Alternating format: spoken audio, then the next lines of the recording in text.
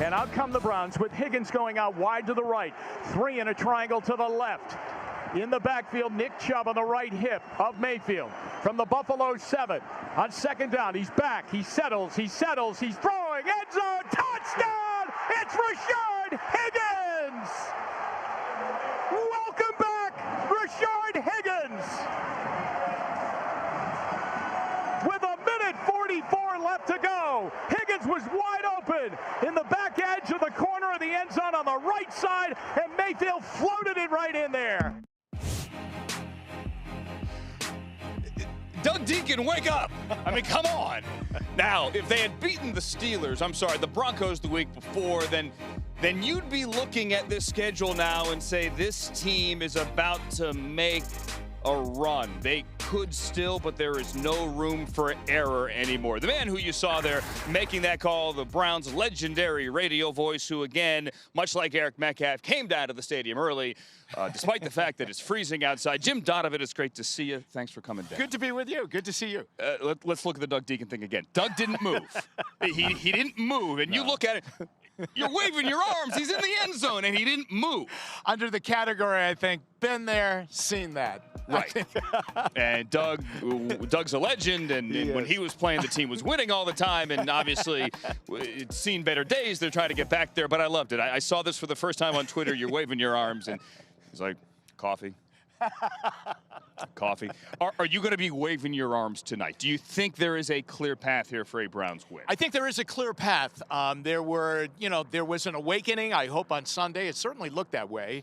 But there's a path, I think, and I think it's through the running game. I mean, I think the combination that we had waited 8 weeks to see, Kareem Hunt and Nick Chubb, and we wondered how it would look and would they be on the field at the same time, and they were last Sunday, and I think they're going to be on the field at the same time much more tonight, and I think it could produce good things for them. We're not going to see Antonio Callaway on the field. As you were stepping up here to the desk, the Browns hit send on the press release, and they waive the 4th-round pick from last year. Surprised at all? Yeah, I was. I was surprised because, and yet I'm not surprised, but I mean, I think he has been in a fog all year long. I think he showed up to training camp out of shape. And then he got the 4-game suspension. And then he was injured during the preseason. And when he came back, he just didn't seem to be with it. San Francisco, the throw down on the goal line when they were trying to get back in the game. It's a different game if he catches that ball. They get into the game at that point. I think there were missed assignments, and then there was a late arrival on Sunday. And, I think they kind of washed their hands of that. I think they had given him, I think even by the virtue of them drafting him with some red flags around him in his collegiate career of Florida, they had given him a pass even last year, early in his rookie year. He had a traffic situation early in training camp. I think when they sit back, I think they say to themselves, is it ever going to get better?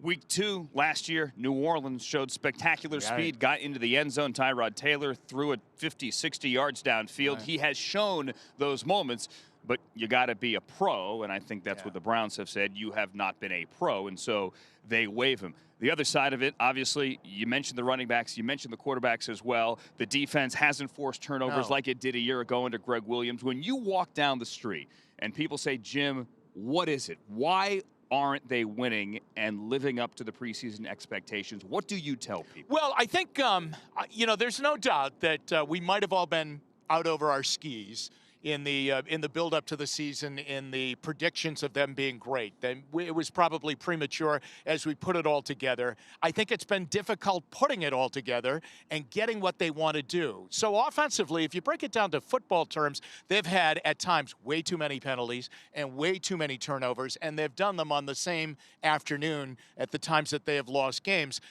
Offensively, they have never really seemed to be in sync. They might be on the first drive of the game, but then all of a sudden it goes off schedule. First drives have been great. Yeah, they have. They really have. Tennessee, and again last Sunday in the game here against Buffalo. But then there are parts of the football game where they go off schedule. And as much as they say, Anthony, that they really want to be a running football team because of the power and the prowess of Nick Chubb, they really seem to be a team that really likes to drop back and fling it around the field and try and get OBJ and Jarvis Landry involved in the game. That's been a long task and sometimes unfruitful. What would it mean to beat the Steelers? And they haven't done that since 2014 when Brian Hoyer was quarterback. Right. Yeah. And Alex Mack that day broke his leg in that ball game, and Kyle Shanahan was calling the plays, and they ran the ball that day. They really ran it with Terrence West and Isaiah Crowell. I like the tandem of Chubb and Kareem Hunt here tonight. What would it mean? Sometimes I really feel it's like worth 2 wins to the Browns if you can beat the Steelers because of the history of the rivalry. But I think it would get them back in it. You know, you were just saying that if they had beaten Denver, and you're right, if they had beaten Denver, and then if it follows up with what they did on Sunday against Buffalo, now you're talking that everybody has always felt there's a 6-game winning streak coming here. You know, it's right around the corner, but the corner has been miles away. Yeah. If they beat the Steelers, I think it's a little closer. And the Denver game was the time where everyone thought, hey, this is where they make the run. You get Brandon Allen, and then you get the Bills. Maybe you beat the Bills, but if you do it, and then... Right, and now they get the Steelers twice in the next 3 weeks. Now, since the team came back in 1999, and Jim's been on the mic for all those games, the Browns have lost to the Steelers 33 of the 40 times that they have faced each other. So, with that in mind, we came up with our top 5 moments, recent vintage at least, Browns-Steelers rivalry. All right, again, 33 out of 40. Let's go number 5. This is 1986, Webster Slaughter, Ernest Biner.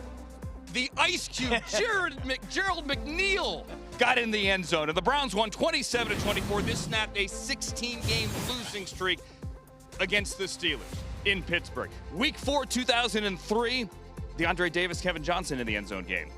33-13 at Heinz Field. This is their only win at Heinz Field. That's right. Tim Couch's best game as a Brown. The orange pants were fantastic. They look well. like Clemson, I thought that night. Those were amazing. All right, this is Week 8, 1993, the Metcalf game. 2 returns in that game. He hit 2 returns in that game. 75 and 91. I said 71 and 91 earlier, and he says you shorted me 4 yards. Browns win this one 28-23. If you haven't figured this out yet, this top 5 has a theme to it. I said greatest moments in Browns-Steelers rivalry history. I am not including any Steelers moments whatsoever. All right, no Ben Roethlisberger, no Tommy Maddox in the playoffs, none of that garbage. Week 8, 1980. This is the Cardiac Kids team. Oh. And this is rallying from a 12-point fourth-quarter deficit. Greg Pruitt, Ozzie Newsome getting in the end. Which they did all year that year. All year. And Brian Slade was the MVP that year as well. And then the greatest moment of all time, Week 1, 89, the 51-0 win at Three Rivers. Can I tell you a story about Please. that one? That was Bud Carson's first game as the head coach of the Browns. Remember, he had an illustrious career with the Steelers.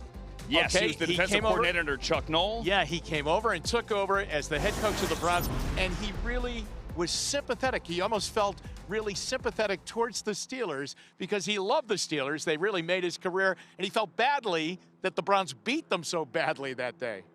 Who cares? I loved it. It was awesome. 51. David Grayson, if memory serves, had 2 touchdowns in that game as well, the linebacker. This is the great Jim Donovan, who will be on the call this evening for the Browns and the Steelers as they renew that rivalry one more time. Thank you, sir. Good to be with you. Good to see you, sir. Have a great call. And tell Doug we were only joking.